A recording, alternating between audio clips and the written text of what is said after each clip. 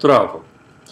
My name is Julian Assange, and I'm recording this for you from inside the Ecuadorian Embassy of London, where I have been for almost 2 years now.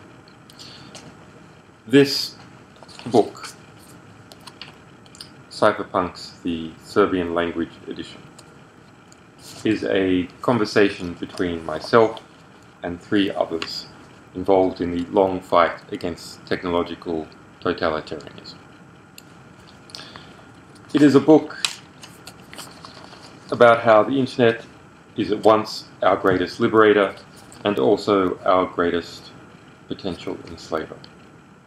Never before has every country been dominated by such a phenomenon at the same moment of time. This book, therefore, is a warning. It is a warning about how strategic surveillance and control technologies, especially those deployed en masse by the US-dominated Five Eyes intelligence alliance, are gaining global, automated control over states, organizations, and individuals. But it is also about how the internet can be used as a weapon against this general tendency. This book is written for us, the last free generation, for a generation that lives at a time in between. It is a book written for a time just before the global surveillance dystopia finally matures and binds all of us into its web. We live in a time in between, but Serbia is a country in between. Like many countries in between, the Ukraine among them, Serbia is a pivotal, pioneering place. It is a place where the future happens first, for all its horrors and all its beauties. Like all pioneers, Serbia is a country that is constantly misrepresented.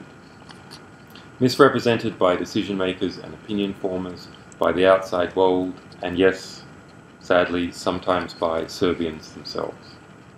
Sometimes it is misrepresented because it is misunderstood. As this much is demonstrated in material published by Wikileaks. You can go to search.wikileaks.org and see the thousands of cables published by us about Serbia. At other times, as our material shows, Serbia is distorted, condemned and patronized by the outside world in a conscious and even cynical manner. Sometimes the world does not feel entitled merely to distort Serbia, sometimes it has felt entitled to attack it. As everybody knows, just 15 years ago, Serbian journalists were bombed from the air by NATO and killed.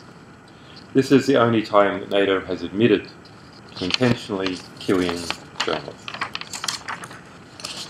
Yes, Serbian journalists were killed under Milosevic, but Serbian journalists were also killed by NATO. Not surprisingly, many Serbs are not sure who to trust.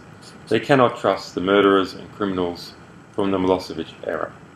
They cannot trust the East, and they cannot trust the West. And not surprisingly, Serbian journalists, not all of them of course, but many, are driven by passion, determination, and a powerful idea of the truth. Serbia then is positioned in between. But this is not a position of weakness. This is a position of strength. It is a position of opportunity which makes people hungry for the truth and grants them the necessary perspective to recognize it when they find it. This book, too, provides a set of intellectual perspectives about our moment in between, about the internet and the politics and technology of the 21st century and where it leads. I hope the tactics and strategies it describes will be deployed to powerful effect by readers here and Serbia.